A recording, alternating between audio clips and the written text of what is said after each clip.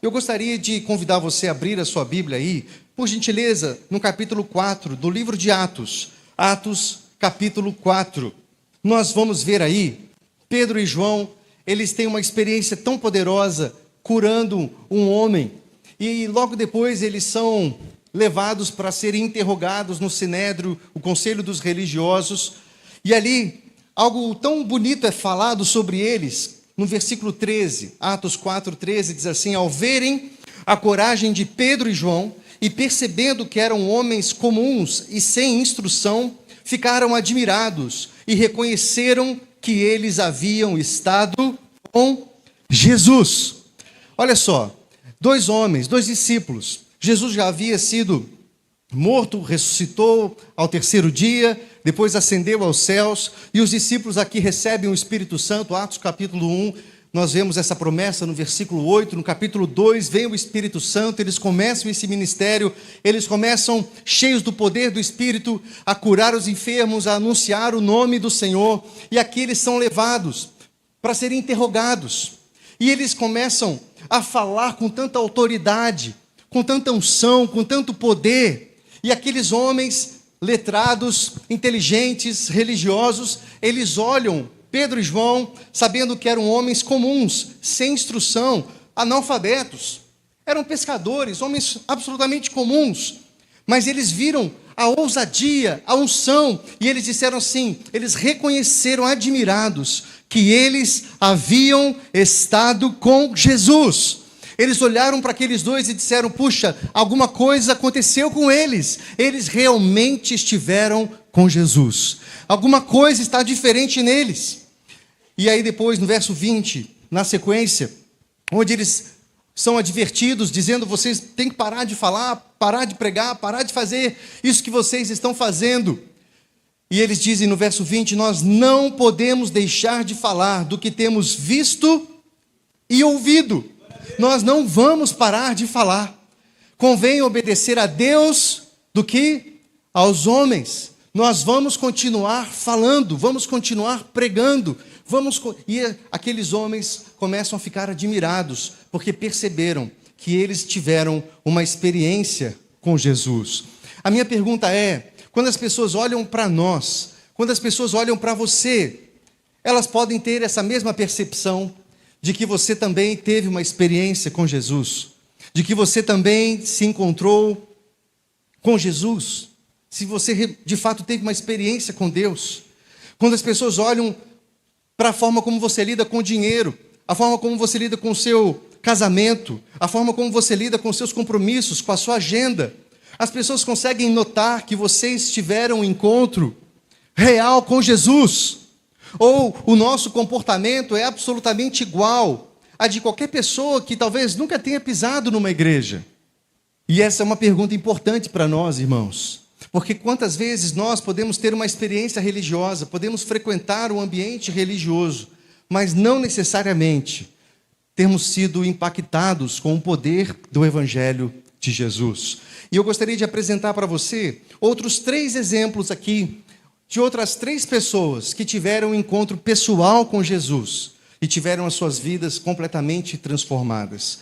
E eu gostaria que isso inspirasse você e a mim, porque nós também, ao nos depararmos com o Evangelho e termos uma experiência redentora, salvadora com a pessoa de Jesus, isso precisa necessariamente nos mudar, isso precisa necessariamente virar a nossa vida de cabeça para baixo, mudar os nossos valores, nosso comportamento, e nos colocar numa direção onde as pessoas olham para nós e dizem, puxa, realmente, essa pessoa teve um encontro com Jesus. Ela não só teve um encontro na igreja, ela não só participou de um culto legal, ela não só participou de um evento gospel, de um show gospel, ou ela não só ouve um CD gospel, ou algumas músicas lá no YouTube para lavar a louça, algumas músicas pentecostais e tal, não, ela teve um encontro com Jesus. E a primeira pessoa está lá no Evangelho de João, no capítulo 4, é a mulher samaritana. Nós falamos sobre ela aqui 2 semanas atrás, falamos sobre a mulher samaritana, talvez você se lembre dessa história. Jesus então, passando por aquela região, a região de Sicar, com seus discípulos, e ele envia os discípulos para comprar comida. Ele estava com fome, estava cansado, e ele se assenta num poço, e naquele poço estava uma mulher samaritana. Os judeus não se davam com os samaritanos eram tidos como judeus falsificados, porque ao longo da história eles haviam sido misturados com povos não judeus, e então os judeus do sul olhavam para eles e diziam, puxa, eles são misturados, e tinham essa rixa. Os judeus não se davam com os samaritanos, e Jesus então começa a conversar com aquela mulher. Eu já preguei sobre isso 2 semanas atrás, eu não vou pregar sobre isso novamente, mas o que eu quero trazer para você é que aquela mulher, uma mulher provavelmente mal falada naquela cidade, porque ela havia tido 5 maridos, e o que ela estava agora não era marido dela. Ela estava buscando água ao meio-dia, enquanto as mulheres buscavam de manhã. Tudo isso indica que ela era uma mulher segregada, mal falada, com o testemunho manchado.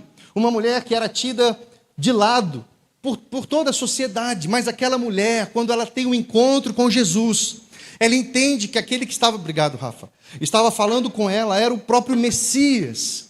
Ela deixa o cântaro de lado, ela foi para buscar água, e ela deixa o cântaro de lado, e o texto diz que ela sai correndo.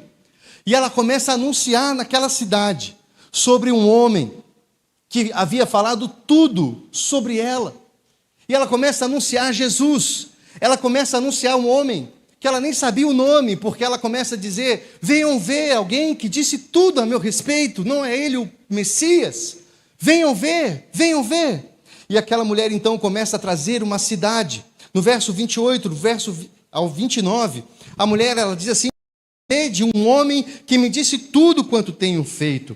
Olha o 30, saíram pois da cidade e vieram a ter com ele. Aquela cidade, não falo o número, mas a relação é de um grande número de pessoas. Ouvem o testemunho daquela mulher, mesmo mal falada, mesmo com o testemunho de vida manchado. Aquela mulher começa a anunciar e aquelas pessoas começam a ouvir e elas vão até Jesus.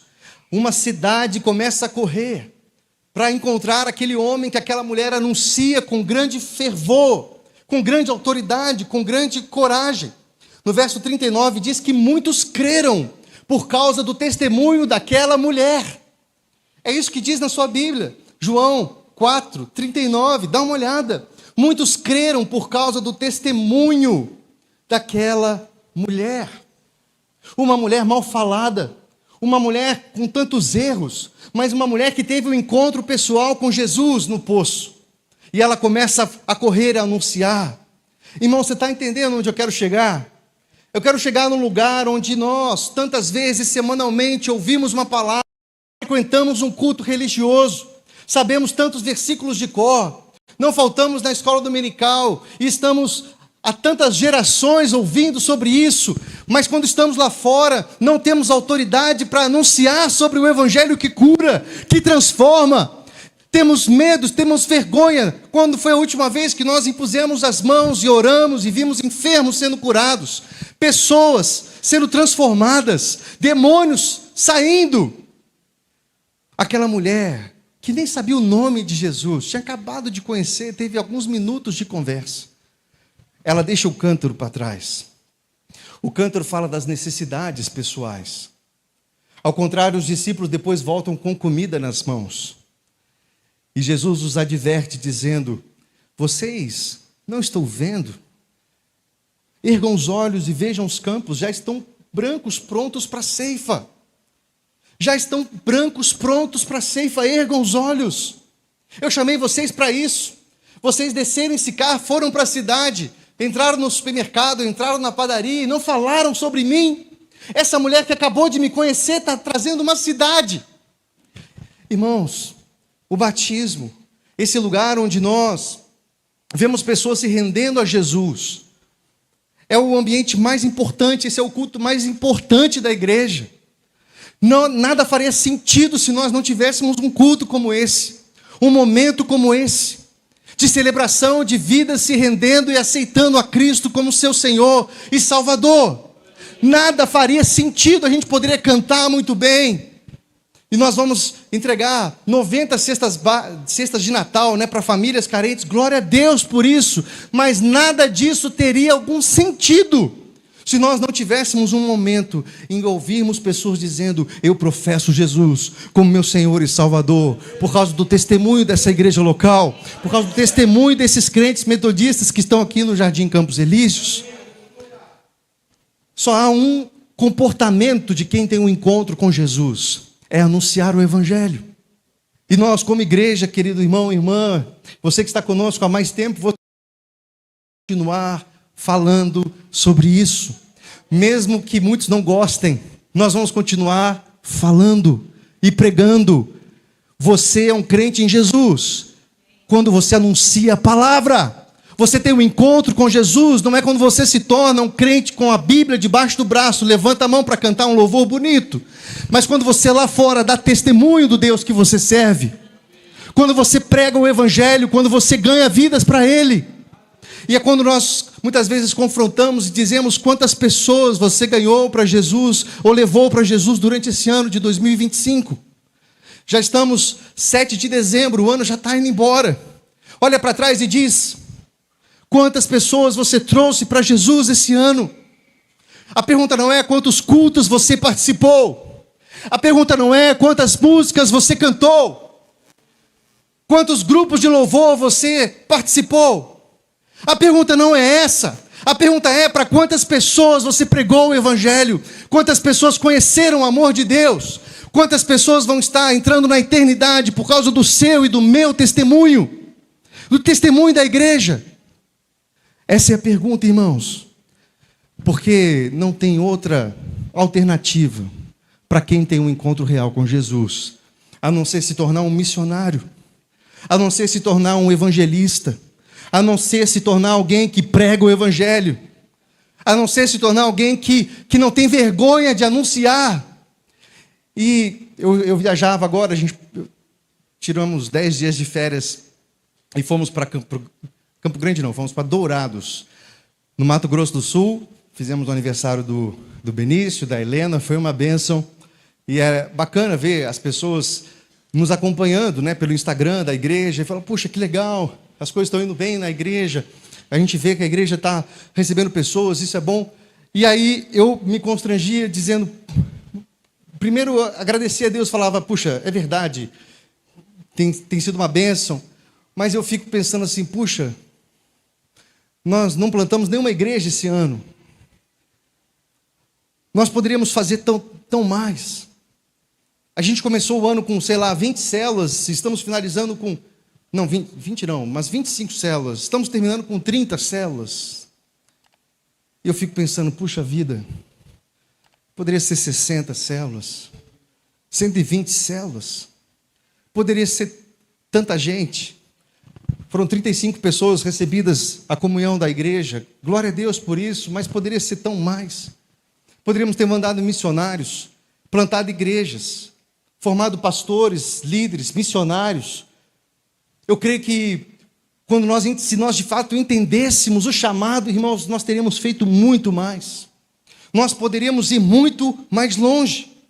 No verso 40 diz que os samaritanos, eles vão até Jesus e pedem que Jesus fique com eles, por causa do testemunho daquela mulher. E depois aquelas pessoas dizem para aquela mulher: olha, nós viemos por causa do seu testemunho, agora nós vimos e provamos que é verdade.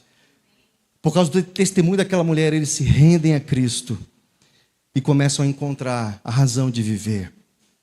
Irmãos, eu não quero te enganar como pastor dessa igreja, dizer para você que frequentar a igreja está legal, que devolver o seu dízimo é suficiente, que você ser uma pessoa com uma ética elevada, você não adultera, você não rouba, você não mata.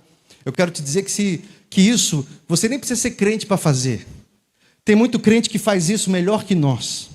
Tem muito crente muito mais generoso do que eu e você. O que eu gostaria que você entendesse, irmão e irmã, é que o chamado de Cristo é mudar a sua vida completamente e fazer de você um homem ou uma mulher que não tem vergonha de anunciar. E se você é um crente em Jesus, que olha para trás e não consegue enxergar pessoas que você ganhou para Ele, que você trouxe para o Evangelho, tem um problema no meu e no Cristo que você e eu estamos pregando. Porque o Cristo que nós pregamos tem poder para curar, para transformar, para libertar. E se nós frequentamos uma igreja, isso não muda a nossa história, e não nos faz evangelistas e missionários, tudo que fazemos aqui é um circo. Tudo que fazemos aqui é festa para as pessoas verem e assistirem. Mas quando nós voltamos para casa, os casamentos estão iguais, fracassados. Quando nós voltamos para a faculdade, o palavreado é o mesmo. Quando voltamos para as escolas, não há diferença alguma. E é por isso que quantos lá fora, quando olham para a igreja, dizem, são preconceituosos. Eu não suporto os crentes, eles se acham melhores. Eu não quero estar perto deles. Nós não damos testemunhos. Nós somos muito bons aqui dentro. Aqui dentro a gente faz chover. A gente prega bonito, a gente canta legal. A gente faz tanta coisa bacana. Mas lá fora, não conseguimos evangelizar alguém. Não conseguimos. E aí quando vem alguém falar para você que você tem que fazer isso, você diz, não, virou empresa agora. Estão me forçando para fazer essas coisas. Que pena que precisa alguém te falar para você fazer essas coisas. Porque se você tivesse tido realmente um encontro com Jesus, ninguém precisaria mandar você falar. 2 semanas atrás eu li para você uma frase do George Welwer, do livro A Revolução do Discipulado. Ele diz assim, se eu te desse, traduzindo para nós, né, R$100 para cada panfleto evangelístico que você entregasse lá fora, quantos folhetos evangelísticos você entregaria? Se eu te desse $1.000 por cada pessoa que você evangelizasse, quantas pessoas você evangelizaria? Se eu te desse $10.000 por cada pessoa que você trouxesse para a igreja ou para a célula, pregasse o evangelho, para quantas pessoas você pregaria? E ele pergunta, quanto vale uma vida? Será que nós não estamos servindo a Mamon? Por isso Jesus diz, é impossível servir a 2 senhores.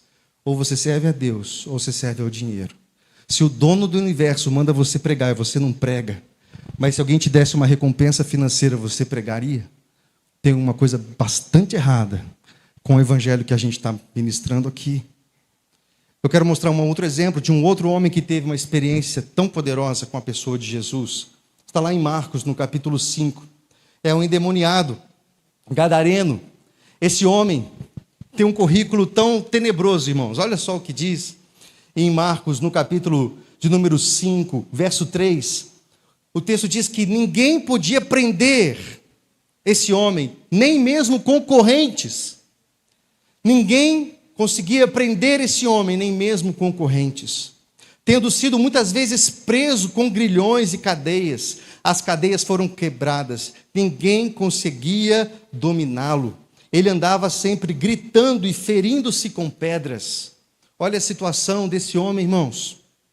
Um homem endemoniado, que ninguém conseguia prendê-lo. E quando prendiam, ele arrebentava as correntes. Ele andava gritando, se ferindo com pedras. Ninguém conseguia ficar perto. O texto diz que ele morava em cemitérios. Era nesse lugar que ele estava, que ele permanecia. Essa era a situação desse homem, mas quando ele tem um encontro com Jesus, ele é liberto, completamente sarado, os demônios são expulsos, porque ele teve um encontro com a pessoa de Jesus. Ele foi liberto completamente. E ele muda. Depois lá no final nós vamos ver que agora aquele homem estava bem vestido. Aquele homem, ele se socializou, ele tinha amigos. E ele pede para Jesus, ele diz, Jesus, eu posso te acompanhar, posso seguir você? E Jesus diz, não. Você vai contar o que eu fiz para outras pessoas.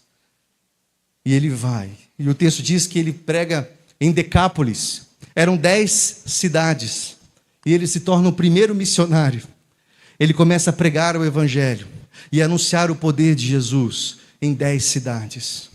Irmãos, será que você e eu somos tão ruins que um homem com esse currículo, que vivia nos sepulcros, que vivia acorrentado, que vivia se machucando, um endemoniado totalmente separado da sociedade. Se um homem assim se torna o primeiro missionário e começa a pregar o evangelho em Decápolis, em 10 cidades da região, o que impede eu e você de pregar o evangelho, de anunciar o poder de Deus, que cura, que salva, que liberta? Imagina o impacto, o testemunho desse homem.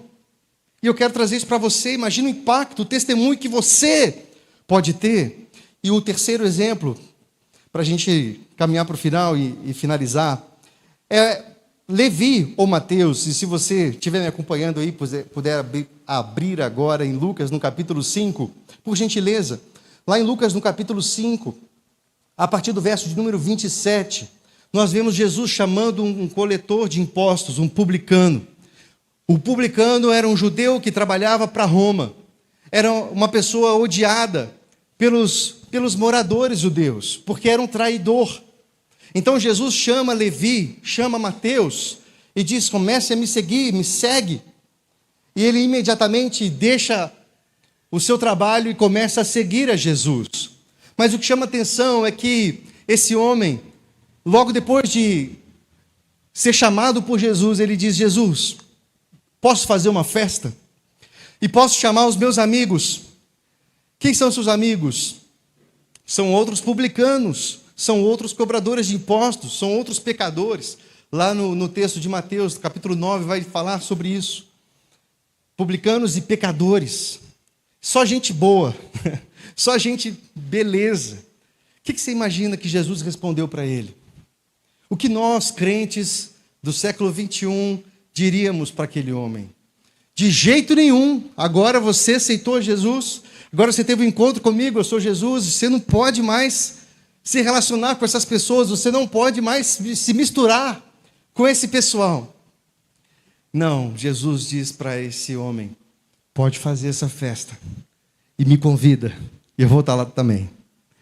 E Jesus então vai para a casa de Mateus, e o texto diz que havia muitos publicanos e pecadores.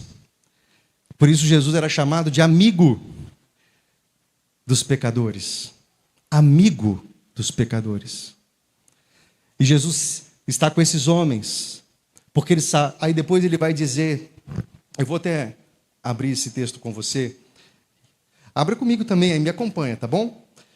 Lucas 5, lá no verso de número 31, Jesus disse então para eles, vou ler o anterior: por que vocês comem e bebem com os publicanos e pecadores? Jesus tomou a palavra e disse: os sãos não precisam de médico, e sim os doentes. Não vim chamar justos, e sim pecadores ao arrependimento.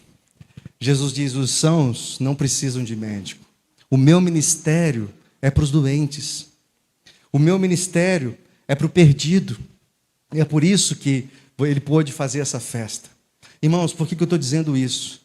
Porque muitas vezes nós não alcançamos pessoas para Jesus, porque nós nos tornamos um crente da bolha, um crente que não se relaciona com pecadores, não se relaciona com pessoas que precisam, porque, e às vezes é até bom que não se relacione, né? Porque a gente é tão fraco tantas vezes, que se nós nos relacionássemos, é mais fácil Ele nos tirar dos caminhos, do que nós levarmos essas pessoas para Jesus. Mas aqui Jesus está dizendo: eu vim para os perdidos. Eu quero dizer isso para essa igreja. Essa igreja existe para os perdidos. Os sãos não precisam de médico. Nós não estamos aqui para encher a barriga de crente. Nós não estamos aqui para agradar crente. Nós não estamos aqui na igreja há décadas e só reclama. Nós estamos aqui para pregar o evangelho. Nós estamos aqui para alcançar o perdido. Os sãos não precisam de médico. Agora eu pergunto: quem são os sãos? Eu penso Jesus fazendo uma licença irônica aqui. Os sãos não precisam. Quem são os sãos?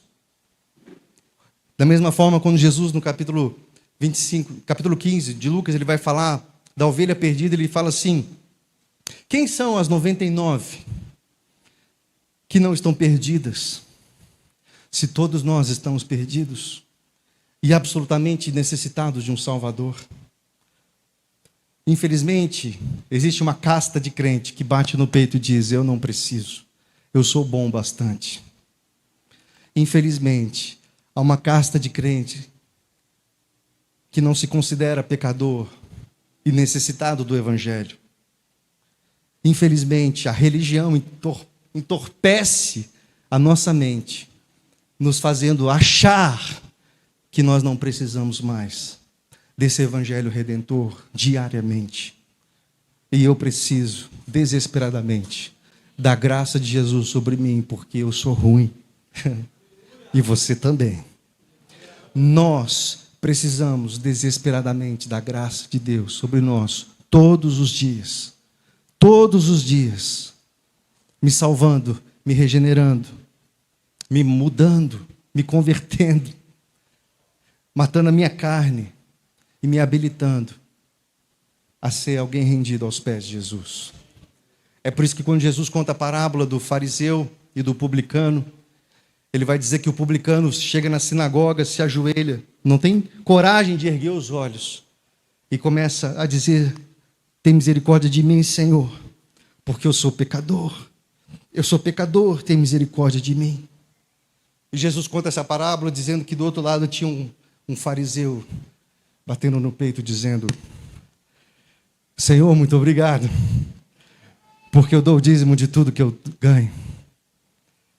Muito obrigado, Senhor, porque eu jejuo 3 vezes por semana. Aliás, muito obrigado, porque eu não sou como esse publicano. E Jesus pergunta: qual dos dois voltou para casa justificado? O publicano. Porque Deus resiste aos soberbos, mas dá graça aos humildes. A graça de Deus me destrói, me constrange. E eu só posso dizer: Senhor, não existe nada mais importante do que pregar sobre essa pérola de maior valor. E eis-me aqui. Eu quero ser o anunciador das novas. Não é sobre ir na igreja, irmão. Um dia você vai estar lá e ele não vai te perguntar de qual denominação você era. Quanto tempo que o seu nome está rolado no hall de membros de uma igreja. É por isso que muitos vão dizer: Senhor, eu expulsei demônios, eu fiz muitos milagres. E ele vai dizer: apartai-vos de mim, eu não vos conheço. Apartai-vos de mim para o fogo eterno, preparado para o diabo e seus anjos. Eu não vos conheço. Porque a relação não é sobre religião, é sobre entrega e rendição absoluta. É entender que não há mérito, não há nada de bom em mim, eu preciso dele. E evangelizar é como um mendigo dizendo para um outro mendigo onde encontrar o pão. E quando eu e você entendemos que não temos para onde ir, e mesmo assim ele nos salvou, ele nos alcançou, nós vamos nos tornar os maiores evangelistas que essa geração já viu. Nós vamos evangelizar muito mais. Nós vamos ganhar muita gente para Jesus, porque não existe nada mais importante do que isso. O que me deixa triste, irmãos, triste, é uma porção de crente que se levanta com tanta coragem para defender político, para defender candidato, mas não consegue evangelizar um. Que tristeza me dá. Crente corajoso, nas redes sociais é um leão, para defender político. E não consegue pregar o Evangelho de Jesus. Que triste o que a religião fez conosco. Eu quero finalizar em Isaías, no capítulo 6, verso 9. Depois disso, ouvi a voz do Senhor que dizia: quem enviarei? A quem há de ir por nós? Então disse eu: eis-me aqui, envia-me a mim. É a voz do Senhor para mim e para você. A quem enviarei? Quem há de ir por nós? E a minha oração é que você nessa noite responda: Senhor, envia-me a mim, eis-me aqui. E no próximo batismo eu quero trazer uns 5, só com o meu testemunho. Eu não vou vir para o próximo batismo sem trazer alguém. Eu me recuso a frequentar mais um ano uma igreja e não levar ninguém para Jesus. Eu me recuso a ser um crente nominal, um crente que bate cartão na igreja, mas vive igualzinho qualquer incrédulo lá fora. Eu me recuso. Que você e eu possamos nos constranger numa noite de batismo, de recepção, e dizer, Senhor, essa é a função da igreja. É para isso que nós estamos aqui. Então vamos nos unir em nome de Jesus. Para de picuinha, para de mimimi, para de conversa fiada, de fofoquinha. Fala mal de um, fala mal de outro, fala mal de líder, fala mal de todo mundo. E vamos nos unir naquilo que importa e fazer aquilo que o Senhor nos chamou para fazer. E a gente poderia ir muito mais longe, irmãos, muito mais longe. Muito mais longe. Que o Senhor tenha misericórdia de nós. Nos ajude a entender o que é o Evangelho. Isso nos converta de verdade. Vamos ficar em pé? Eu vou ler uma história para vocês, e nós já vamos orar encerrando. Conta-se que um missionário muito experiente foi servir numa longínqua aldeia indígena no centro do continente africano. Ele desenvolveu uma série de estudos baseados no texto de João 3,16. Quem sabe aí João 3,16? Porque Deus amou o mundo de tal maneira que deu seu Filho unigênito, para que todo aquele que nele crê não pereça, mas tenha a vida eterna. Então aquele homem desenvolve vários estudos com base em João 3,16 e traduziu para o dialeto daquele povo ainda não alcançado. Depois de 15 dias ministrando na aldeia, ele foi surpreendido durante a madrugada por um dos nativos que foi chamá-lo na barraca, dizendo: no dia seguinte iria viajar para uma outra aldeia próxima dali para pregar o evangelho aos seus conterrâneos. E o missionário, cheio de zelo pela nobre missão, interpela o novo discípulo dizendo: mas você começou a aprender agora, não sabe ainda muita coisa, você só conhece um versículo da Bíblia. E a resposta do novo convertido foi impressionante: é verdade, mestre, eu só sei um versículo, mas na aldeia para onde eu vou, eles ainda não sabem nenhum. E ele se levanta e vai. Quantos versículos você sabe? Quantos cultos você já participou? O que eu e você vamos fazer? Feche seus olhos. Qual é a sua resposta? Qual é a sua resposta? A quem enviarei? De ir por nós. Será que a sua resposta nessa noite vai ser: eis-me aqui, Senhor, envia-me a mim? Eu quero ter um encontro contigo, um encontro real com o Senhor, que isso mude a minha história completamente, isso mude a minha vida completamente.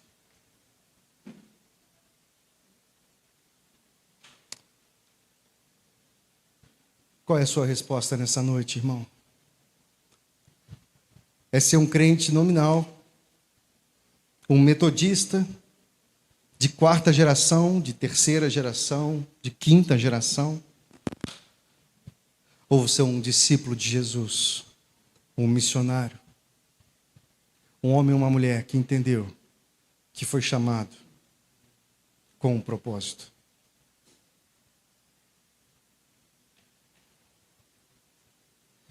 Pai, nessa noite nós nos rendemos a Ti.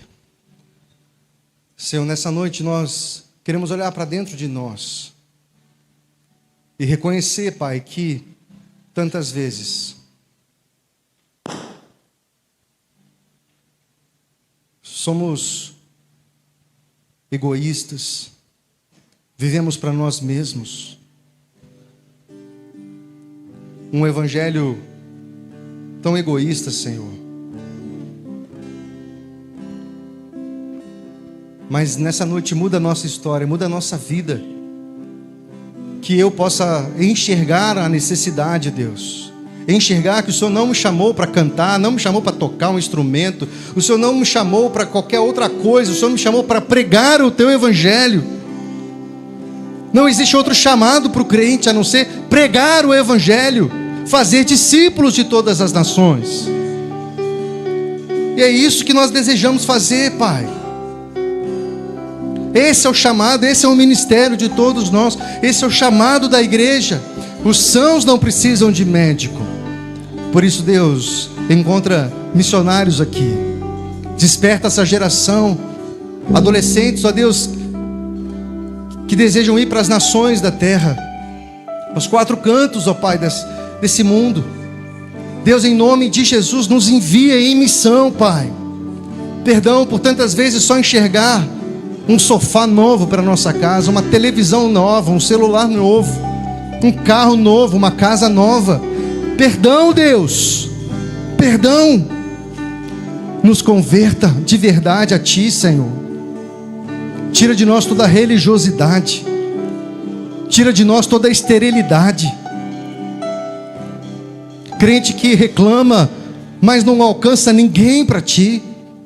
Crente que dá trabalho na igreja, mas que não serve, que não... Deus, em nome de Jesus, converte o nosso coração. Transforma, Deus, uma igreja missionária, uma igreja que investe, que alcança o perdido e que entende que não há outra prioridade, não há outra missão a não ser cumprir aquilo que o Senhor nos chamou a fazer. E por isso, Deus, nós nessa noite queremos já, ó Deus, consagrar esse ambiente, consagrar esse espaço, ó Deus, para essa grande festa, porque a Tua palavra diz que a festa no céu, quando um se arrepende, e a festa na terra também, porque nós vamos celebrar a Ti, porque é a igreja cumprindo a sua missão, é a igreja cumprindo a sua vocação, é a igreja alcançando o perdido, Senhor. E por isso nós queremos, ó Pai, consagrar esse ambiente a Ti. E ó Deus, abra os nossos olhos, aquece o nosso coração, que por meio, ó Deus, desse momento de batismo, o meu coração possa queimar de novo por vidas, o coração da igreja queime por vidas, e que esse seja um preâmbulo, Senhor, um início, um sinal de uma grande colheita que há de vir sobre essa cidade, sobre essa igreja local, sobre essa nação, em nome de Jesus. Amém. Glória a Deus. Aleluia. Aleluia. Glória a Deus.